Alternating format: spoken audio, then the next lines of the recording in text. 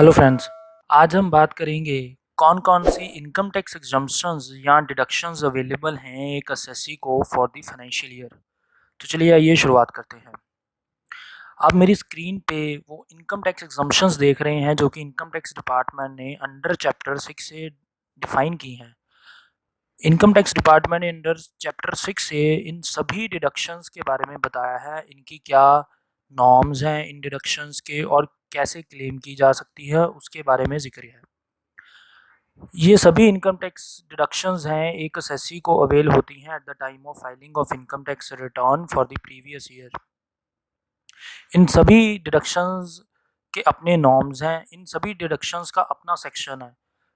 जो major deductions हैं वो मेरी आप स्क्रीन पे देख रहे हैं, जैसे deduction under section 80C, under section 80TTA, 80G, 80GGA। ये सभी डिडक्शंस एक असेसी अगर उस पे एप्लीकेबल हो रही है, अपनी इनकम टैक्स डिपार्टमेंट ने बताया है कि इनकम टैक्स रिटर्न फाइलिंग के टाइम वो ये डिडक्शन अवेल कर सकता है। तो चलिए आइए बात करते हैं अब एक एक करके इन सभी डिडक्शंस के बारे में। सबसे पहले है under section 80C। 80C deductions के कुछ नॉर्म्स हैं। एक असेसी जो कि एक इंडिविजुअल या एचयूएफ है, वो ये डिडक्शन अवेल कर सकता है maximum up to ₹1,50,000 from his total taxable income at the time of filing of his her income tax return. ये डिडक्शन है जो वो कॉरपोरेट्स मीन्स जो कि कंपनीज हैं या पार्टनरशिप फर्म्स हैं उन पे एप्लीकेबल नहीं होती है। अब जो भी इन्वेस्टमेंट्स की पेमेंट्स की इस डिडक्शन में एप्लीकेबल हो रही हैं, कुछ आप मेरी स्क्रीन पे जो देख रहे हैं, सबसे पहले है लाइफ इंश्योरेंस। जो भी प्रीमियम लाइफ इंश्योरेंस पॉलिसी में पे किया है, चाहे वो अपना खुद का हो, चाहे वो स्पाउस का हो या डिपेंडेंट चिल्ड्रन का, वो इस सेक्शन के अंडर एलिजिबल है कि आप डिडक्शन उसकी क्लेम कर सकते हो इनकम टैक्स रिटर्न फाइल करने के समय। इसके अलावा एक और जो है इन्वेस्टमेंट वो है 5 ईयर बैंक डिपॉजिट। कई बैंक्स हैं जैसे नेशनलाइज बैंक्स हैं जो कि income tax saving fix deposits offer कर रहे हैं अपने कस्टमर्स को। ये सेविंग डिपॉजिट जो है इनका लॉक इन पीरियड रहेगा 5 साल का। जो भी असेसी इन स्कीम्स में इन्वेस्ट करता है, वो जो एक अमाउंट जो उसने पे की है ड्यूरिंग द फाइनेंशियल ईयर, वो अमाउंट वो अपने इनकम टैक्स रिटर्न में इस सेक्शन के अंडर डिडक्शन क्लेम कर सकता है, नॉट मोर देन 1,50,000। जो इंटरेस्ट अर्न किया eight the time of maturity वो टैक्सेबल रहेगा उस साल में जिस साल में वो इंटरेस्ट अर्न किया है या एक्चुअल इंटरेस्ट रिसीव किया है। इसके अलावा पब्लिक प्रोविडेंट फंड है जिसे कि पीपीएफ अकाउंट कहा जाता है। जो भी अमाउंट पीपीएफ में अकाउंट में डिपॉजिट करवाई है एसएससी ने ड्यूरिंग द ईयर, वो भी डिडक्शन के लिए एलिजिबल है। कई नेशनलाइज बैंक हैं जैसे पीएनबी या एसबीआई, ये सभी बैंक्स जो हैं पीपीएफ अकाउंट की फैसिलिटी दे रहे हैं अपने कस्टमर्स को। पीपीएफ अकाउंट में लॉक इन पीरियड जो रहता है वो 15 ईयर्स का रहता है, लेकिन पहले 7 साल कंप्लीट होने के बाद एक पर्सन है जो अपना पीपीएफ अकाउंट में से कुछ हद तक, कुछ लिमिट तक एक विड्रॉल कर सकता है, वो as per the norms of the PPF account होता है। अब इसके अलावा होम लोन प्रिंसिपल पेमेंट है। जो भी होम लोन की तरफ रीपेमेंट जा रही है वो भी कवर होती है इस सेक्शन के अंडर। ये होम लोन की एक कंडीशन है कि जो भी आपने होम लोन लिया है, जिस प्रॉपर्टी के अगेंस्ट लिया है, वो प्रॉपर्टी की कंस्ट्रक्शन है वो कंप्लीट होनी चाहिए। जब वो कंस्ट्रक्शन कंप्लीट होगी उसके बाद ही आप जो अमाउंट आपने होम लोन रीपेमेंट की तरफ पे की है वही आपको इस सेक्शन के अंडर क्लेम मिलेगा उसका। इसके अलावा सुकन्या समृद्धि योजना है। जो भी एसएससी है जिसकी कोई गर्ल चाइल्ड है और उसकी एज 10 साल से कम है, उसका अकाउंट आप इस स्कीम के अंडर ओपन करवा सकते हैं और जो भी पेमेंट आपने इस अकाउंट में डिपॉजिट कराई है वो भी आप अपनी इनकम टैक्स रिटर्न में डिडक्शन क्लेम कर सकते हैं। अब ये जो सभी इन्वेस्टमेंट्स के बारे में बताया जा रहा है, इनकी जो लिमिट रहेगी वो टोटल 1.5 लाख की रहेगी। चाहे वो एक एसएससी चाहे सभी हेड्स में इन्वेस्टमेंट कर रहा है, जहाँ इसमें एक हेड में इन्वेस्टमेंट कर रहा है, 1.5 लाख इससे ज़्यादा इन्वेस्टमेंट नहीं मिलेगी, चाहे वो इन्वेस्टमेंट उसकी 1.5 लाख से ज़्यादा है। एग्जम्पशन 1.5 लाख से ज़्यादा नहीं मिलेगी एक एसएससी को इन वन फाइनेंशियल ईयर। तो ये तो थी डिडक्शन अंडर सेक्शन 80C। अब बात करते हैं डिडक्शन अंडर सेक्शन 80TTA।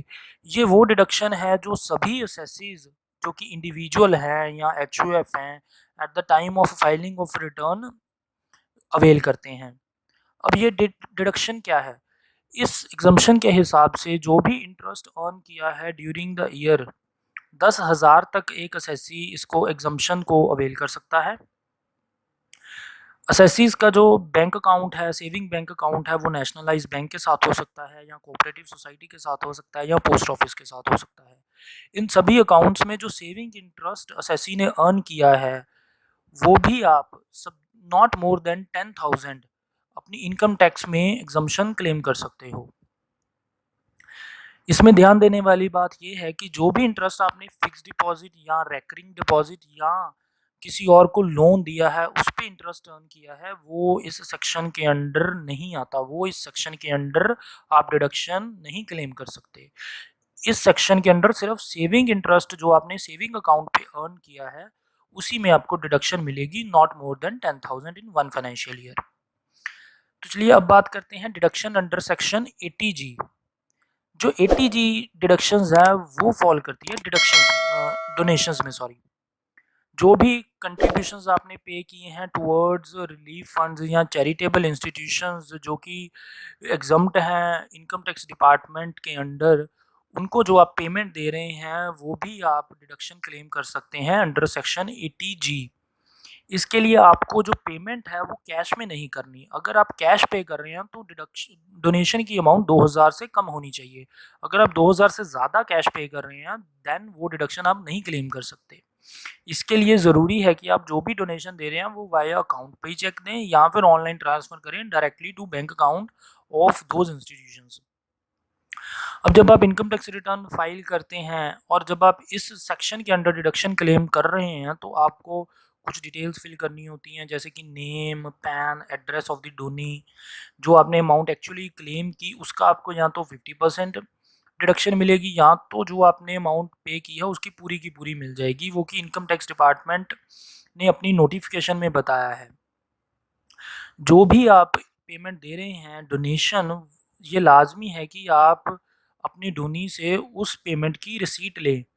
उस पेमेंट की रिसीट पे इनकम टैक्स नोटिफिकेशन का ज़िक्र होता है और वो उस रिसीट में उन्होंने दिया होता है कि ये जो पेमेंट आप दे रहे हो वो इनकम टैक्स एग्जम्पशन आप उसकी ले सकते हो। तो दोस्तों उसकी आपको रिसीट लेनी बहुत ज़रूरी है, जो भी पेमेंट आप एज अ डोनेशन दे रहे हो और जो आपने इस सेक्शन के अंडर क्लेम करनी है। तो चलिए अब बात करते हैं डिडक्शन अंडर सेक्शन 80GGA। जो भी पेमेंट एक एसएससी साइंटिफिक या रूरल डेवलपमेंट के लिए दे रहा है वो भी डोनेशन आप क्लेम कर सकते हो इनकम टैक्स रिटर्न जब फाइल कर रहे हो।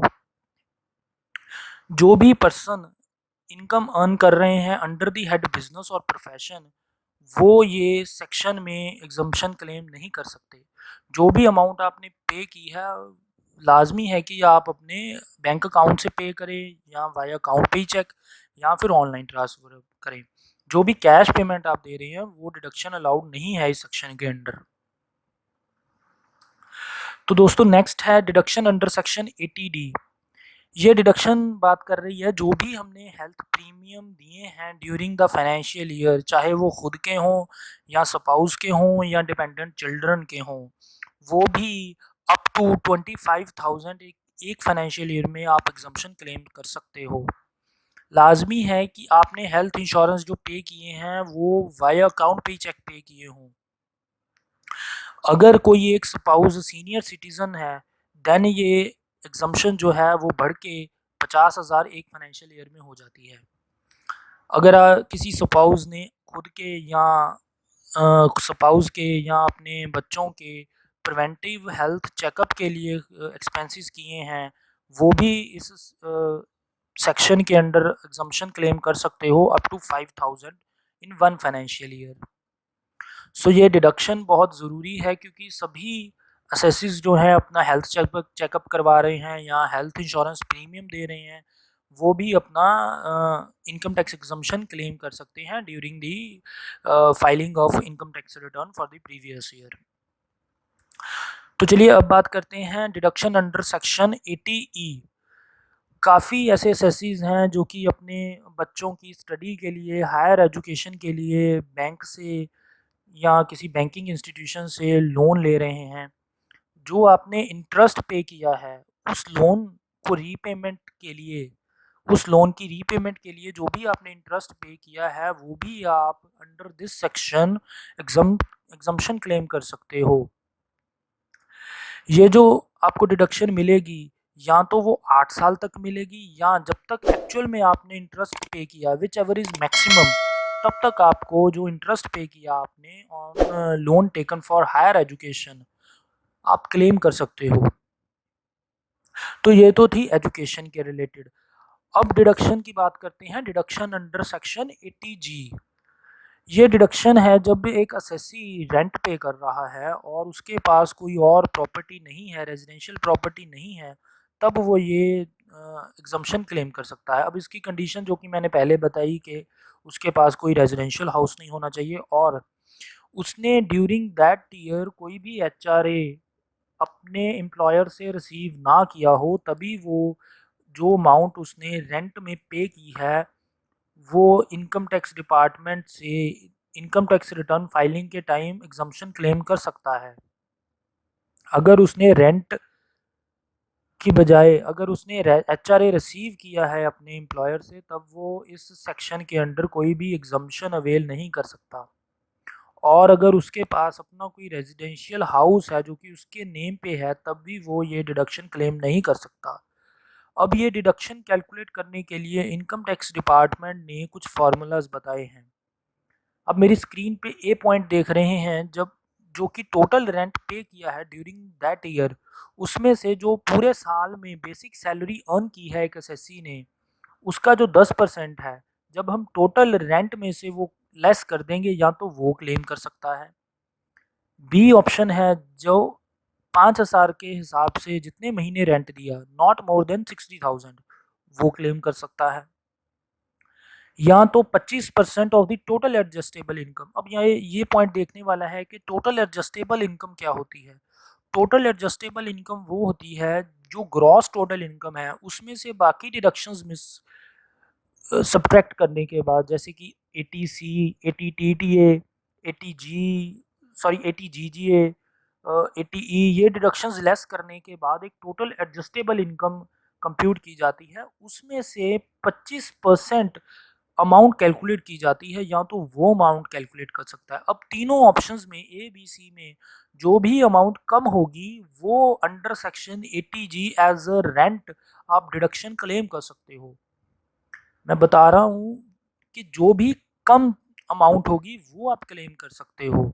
इन तीनों ऑप्शंस में से ए या बी या सी, कोई भी एसएससी जिसके नाम पे रेजिडेंशियल प्रॉपर्टी है वो नहीं क्लेम कर सकता और ना ही वो एचआरए रिसीव किया हो। ये कंडीशन है डिडक्शन अंडर सेक्शन 80G की।